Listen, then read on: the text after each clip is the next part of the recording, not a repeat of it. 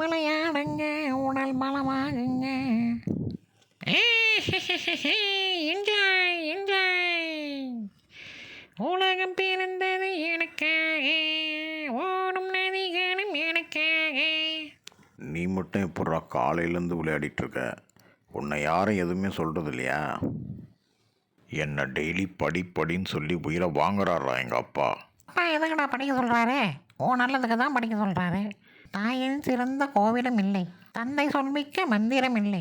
அப்பா பேச்சை கேட்டு ஒழுங்காக படிடா. படிப்பு தாண்டா வாழ்க்கையில் எல்லாமே. என்ன பாரு, காலையிலேருந்து படித்தேன், இப்போ ஜாலியாக விளையாடுறேன்.